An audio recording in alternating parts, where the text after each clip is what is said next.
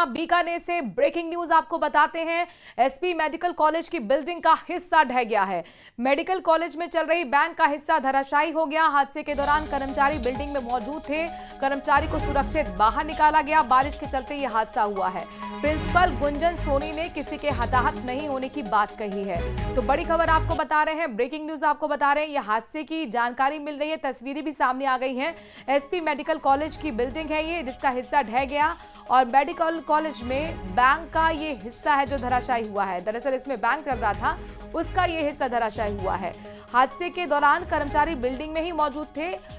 गनीमत ये रही है कि कर्मचारी को सुरक्षित बाहर निकाल लिया गया है। बताया जा रहा है कि बारिश लगातार हो रही थी और इस वजह से यह हादसा हुआ। प्रिंसिपल गुंजन सोनी ने किसी के हताहत नहीं होने की बात कही है। ये एक राहत की बात जरूर कही जा सकती है।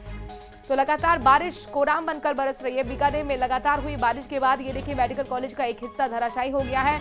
बैंक यहां पर चलता था, वो हिस्सा धराशायी हुआ है। कर्मचारी उस वक्त काम कर रहे थे, लेकिन अच्छी बात ये रही कि सभी को सुरक्षित बाहर निकाल लिया गया और प्रिंसिपल के जरिए ये जानकारी मिल रही है कि कोई हताहत इसमें नहीं हुआ है। ये आप देखिए किस तरीके से मलबा जो है वो सड़क पर पड़ा हुआ है, ऊपर से सीधे नीचे गिरा। अच्छा हुआ कि जब ये हिस्सा नीचे गिरा तो उस वक्त यहाँ कोई मौजूद नहीं था, नहीं तो बहुत बड़ा हादसा हो सकता था। विक्रम जगरवाल हमारे संवाददाता बीकानेर से जुड़ गए हैं। विक्रम, क्या ये बिल्डिंग काफी पुरानी थी, कैसे हो गया यह हादसा?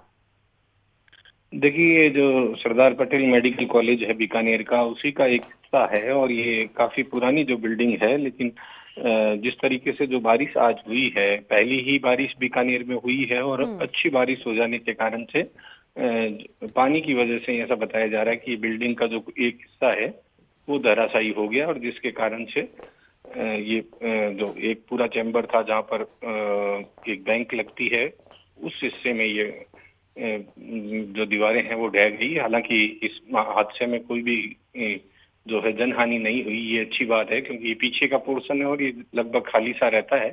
तो इस वजह से सब जो कर्मचारी हैं उन्हें बाहर निकाल लिया गया है और फिलहाल इस पूरे हिस्से को जो है पूरी तरीके से पैक कर दिया गया है। जी, बहुत बहुत शुक्रिया विक्रम, तमाम जानकारी हम तक पहुंचाने के लिए। तो ताजा अपडेट विक्रम हमारे संवाददाता दे रहे थे और ये तस्वीरें भी वहां से पहुंचाई गई हैं, जहां पर देखिए मलबा पूरी तरह से भरभरा कर नीचे गिरा है। अच्छी बात यह कि बिल्डिंग के नीचे भी कोई नहीं खड़ा था, नहीं तो इस हादसे की चपेट में आ सकता था। प्रतापगढ़ नगर परिषद ने सोमवार को अतिक्रमण के खिलाफ बड़ी कार्रवाई की है और काठल गृह निर्माण सहकारी समिति क्षेत्र के पास अवैध रूप से बनाए गए 2 बाड़ों को हटा दिया गया है। कार्रवाई जिला कलेक्टर को जनसुनवाई में प्राप्त शिकायत के बाद की गई। क्षेत्रवासियों ने जनसुनवाई में शिकायत दर्ज कराई थी कि काठल समिति के पास 2 जगहों पर अतिक्रमण कर अवैध बाड़े बना लिए गए हैं, जिससे आमजन को परेशानी हो रही है। मामले की गंभीरता को देखते हुए कलेक्टर ने नगर परिषद आयुक्त को त्वरित कार्रवाई के निर्देश दिए, जिसके बाद आज नगर परिषद आयुक्त ललित सिंह के नेतृत्व में परिषद का दस्ता मौके पर पहुंचा और बड़ी संख्या में मौजूद टीम ने जेसीबी मशीन की मदद से दोनों अतिक्रमण हटाए हैं। क्षेत्र को अब जाकर अतिक्रमण मुक्त कराया गया है।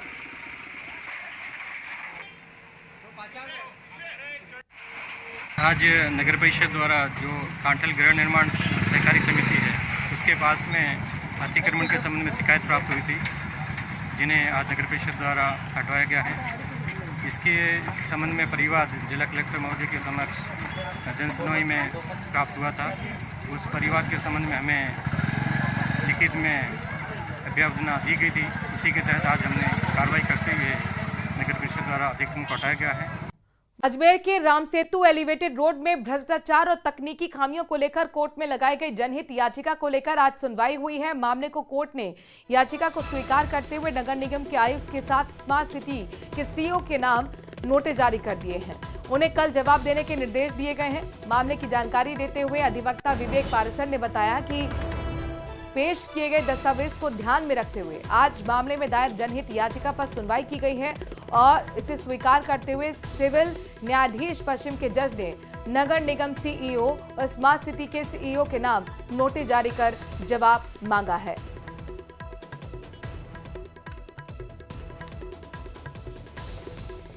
सत्य का बोलबाला, झूठ का मुंह काला।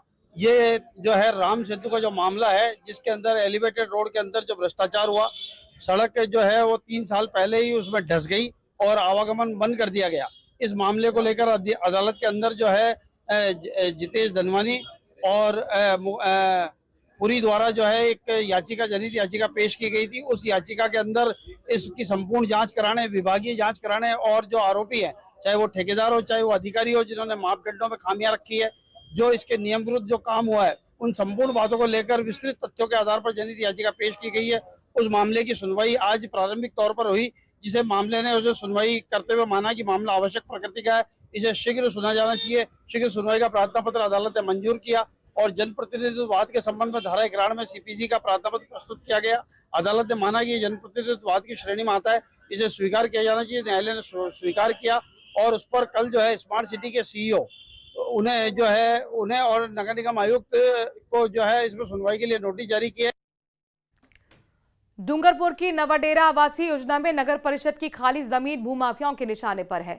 भूमाफिया लगातार इस जमीन पर अतिक्रमण करने की कोशिश कर रहे हैं, जिससे नगर परिषद के लिए बड़ी चुनौती खड़ी हो गई है। आज दूसरी बार नगर परिषद की टीम ने जेसीबी चलाकर जमीन को अतिक्रमण से मुक्त कराया। शहर की नवाडेरा आवासीय योजना में नगर परिषद का 10,800 वर्ग मीटर का ये फीट का व्यावसायिक भूखंड है, जिस पर अज्ञात व्यक्ति द्वारा बार बार अतिक्रमण की कोशिशें की जा रही हैं। पिछले सप्ताह नगर परिषद ने सक्रियता दिखाते हुए जमीन को अतिक्रमण मुक्त कराया था। और वहीं इस घटना के बाद नगर परिषद के अज्ञात लोगों के खिलाफ कोतवाली थाने में रिपोर्ट भी दर्ज करा दी गई है।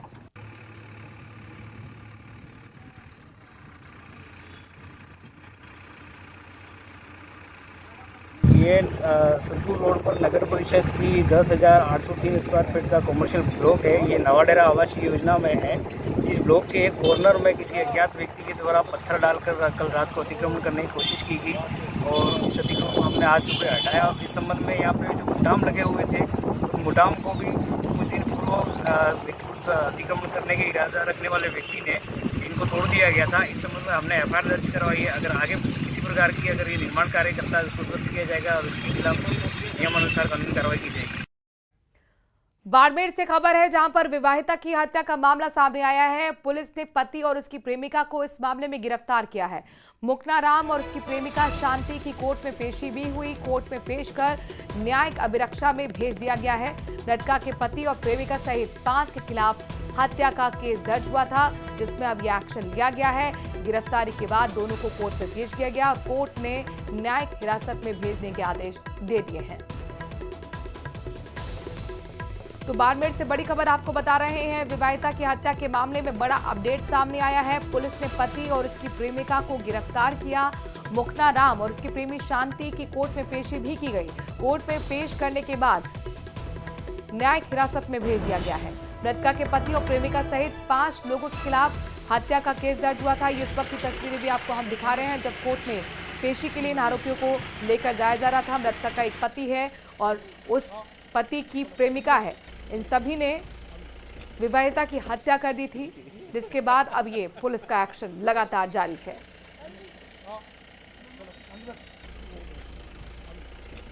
करौली से खबर है, जहां पर अवैध बजरी खनन पर एक्शन हुआ है। पुलिस ने बजरी का अवैध स्टॉक जब्त कर लिया। सपोट्रा के हड़ौती स्थित पवारपुरा में अवैध स्टॉक जब्त किया गया है। 10,000 टन से ज्यादा की बजरी स्टॉक जब्त की गई है। पुलिस कार्रवाई से अब खनन माफियाओं में हड़कंप मचा हुआ है। तस्वीरें भी आपके सामने हैं, जहां पर देखिए अवैध बजरी खनन पर किस तरीके से करौली में पुलिस अलर्ट मोड पर नजर आई, एक्शन लिया गया। और ये जो अवैध स्टॉक आप देख पा रहे हैं, जिसकी फोटो भी यहाँ पर लिए जा रहे हैं, पुलिस की तरफ से वीडियो भी बनाया जा रहा है, ये अवैध स्टॉक है बजरी का, इसे जब्त किया गया है। सपोट्रा के हड़ौती स्थित पावरपुरा में अवैध स्टॉक जब्त किया गया। 10,000 टन से ज्यादा का ये बजरी स्टॉक है।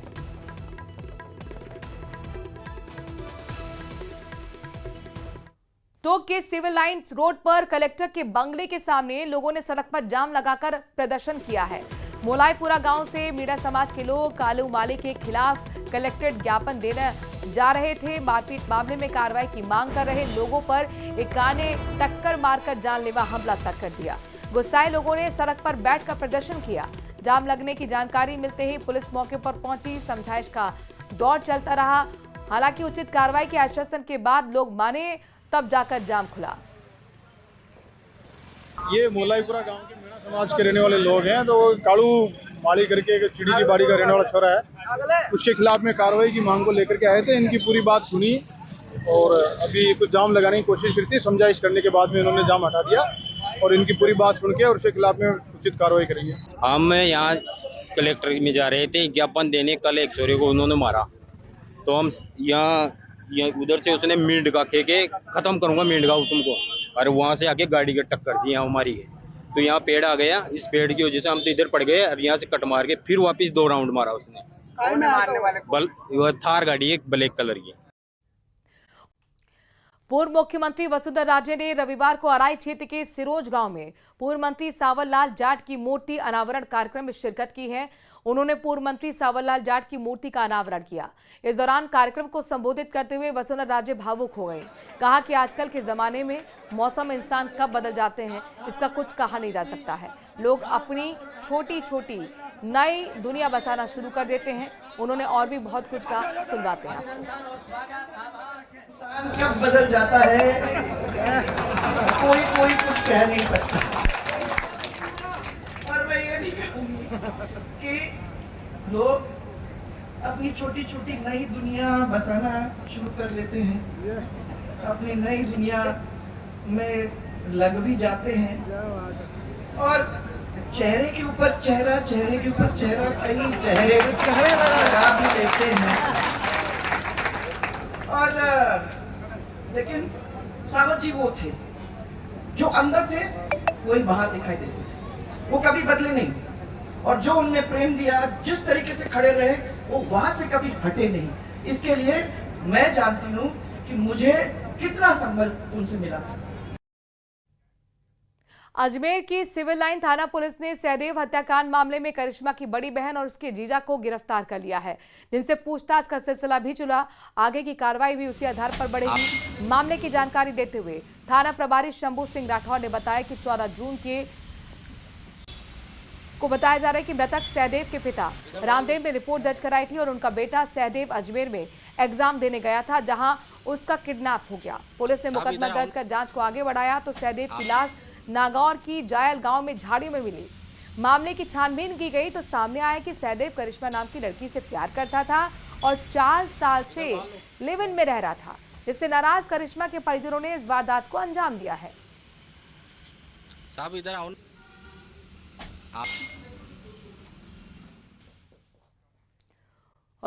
राजस्थान में बादल फाड़ बारिश का आलम जारी है। कई जिलों में बारिश से जनजीवन बेहाल हो गया है। बिजली की कड़कड़ाहट के साथ भारी बारिश का दौर जारी है। चूरू में सबसे ज्यादा 32.4 मिलीमीटर बारिश दर्ज हुई। बताते चले कि 12 जुलाई तक 28 जिलों में बारिश का अलर्ट जारी रहेगा।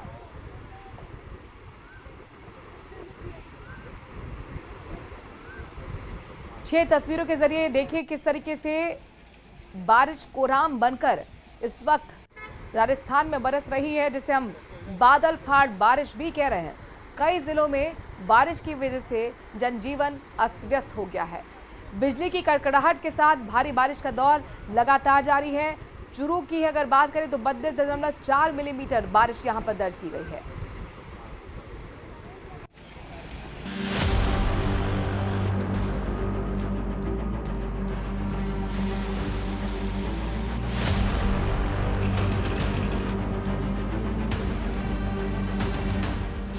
तूफानी बारिश ने मचाई तबाही।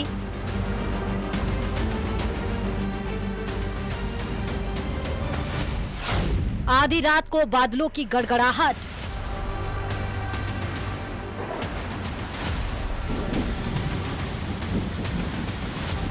हर तरफ पानी ही पानी। पेड़, बिजली के पोल गिरे।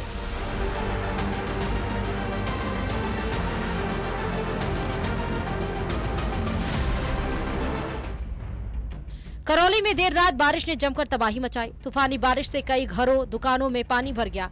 वहीं रास्तों में पानी भर गया, जिससे सड़कें दरिया बनी नजर आईं। इसके चलते सुबह सुबह स्कूली बच्चे और काम पर जाने वाले लोगों को खासी परेशानी का सामना करना पड़ा।